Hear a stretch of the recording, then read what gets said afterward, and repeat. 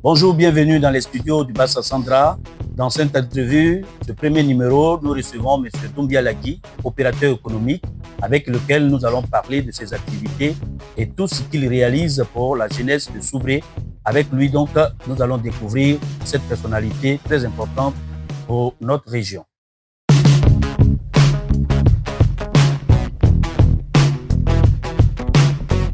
Dans cette entrevue, nous allons donc échanger, comme nous l'avons dit, avec M. Doumbia Lagui, l'homme qui fait vibrer Soubré.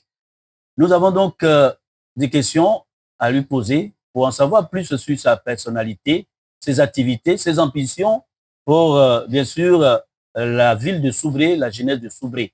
Bonsoir, M. Doumbia Lagui. Bonsoir, M. Barthélémy. Comment vous allez? Je vais super bien, ça va. Nous sommes très heureux de vous recevoir dans cette entrevue. Également, moi aussi.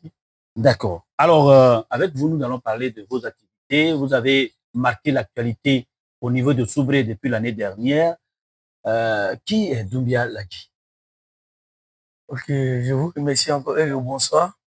Il faut dire Doumbia Lagui est un fils de Soubré, résident aujourd'hui en Italie, qui travaille à la société Croce Rossa italienne en termes de traducteur, une société italienne et qui fait des va-et-vient, pour ne pas dire la navette.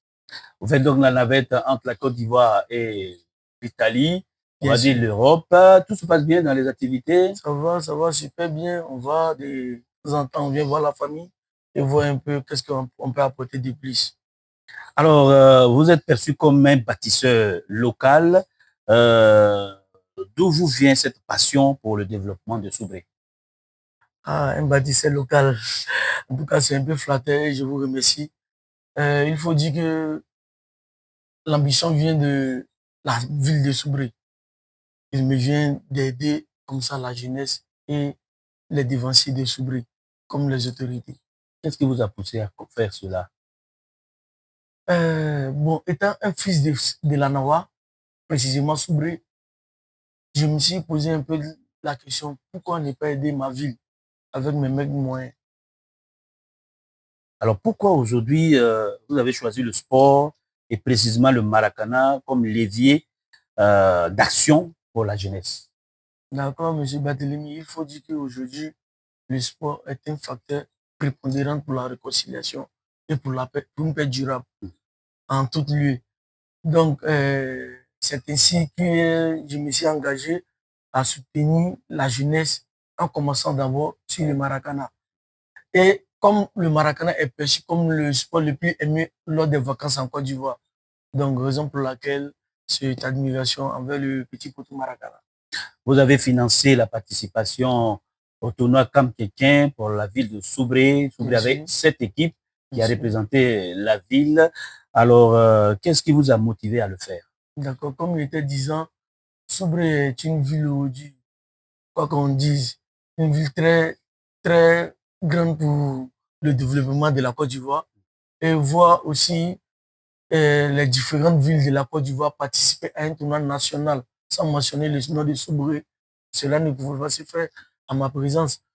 Donc, à la première édition, la ville de Soubré n'a pas eu à participer, raison pour laquelle je me suis donné à fond pour pouvoir faire participer ma ville Soubré à la deuxième édition. Qu'avez-vous appris de cette aventure à Abidjan et quel a été l'impact pour les jeunes de Soubré?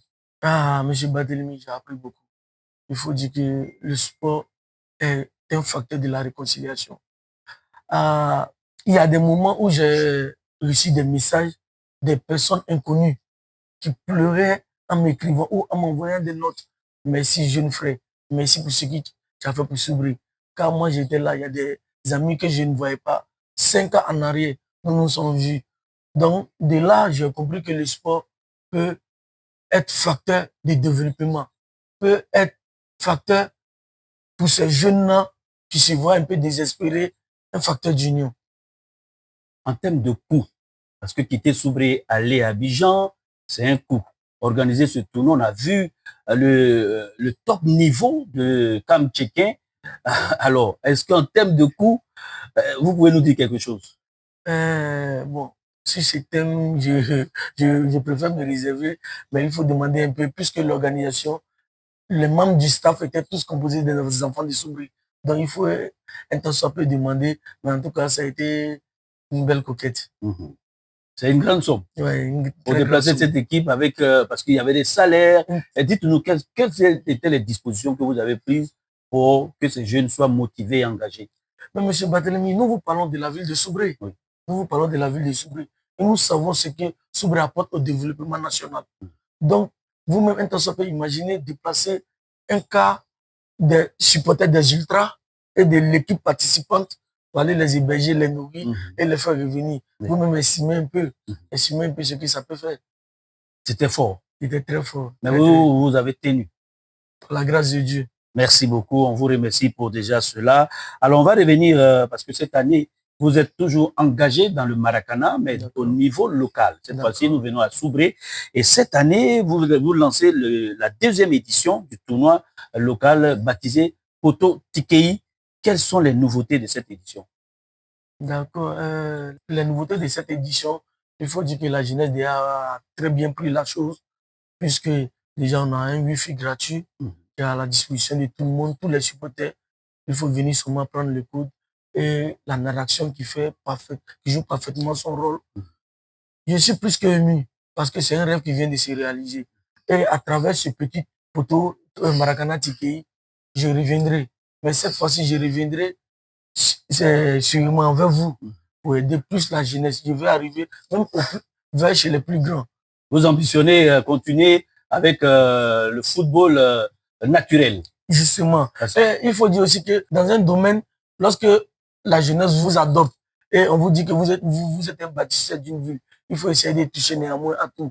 Je vais, et l'année prochaine, je vais revenir. Je crois que je vais toucher à tout, y compris les parents. Ok, donc vous avez une grande ambition pour vraiment Soubré. Cette année, la deuxième édition du Poto Tikei, la cagnotte, c'est 700 000 francs. C'est donné? Bien, très très bien. C'est sûr et certain que c'est donné. Voilà, il faut dire même que l'organisation a me remercier parce que l'an précédent, elle était à 500 000 francs. Mais si je peux, il faut essayer d'aider la jeunesse. Et comme je le dis, je vais le redire, à travers ce sport-là, cette jeunesse de Soubré montre qu'elle a envie de prendre son progrès en main. Donc, il faut l'aider. Il faut l'aider et pas oublier aussi les parents, comme je vous l'ai dit tout à l'heure. Comment est organisé le tournoi Poto Tikei? Qui vous accompagne dans cette aventure? Bon, d'abord, je tenais à remercier le maire sénateur de la ville de Soubré qui est à mes côtés. Sa présence fait déjà une grande chose et c'est synonyme d'une disponibilité pour sa population. Je tenais à le remercier. Sinon, il faut dire que le tournoi a été pris en charge par M. Doumbia Ladji.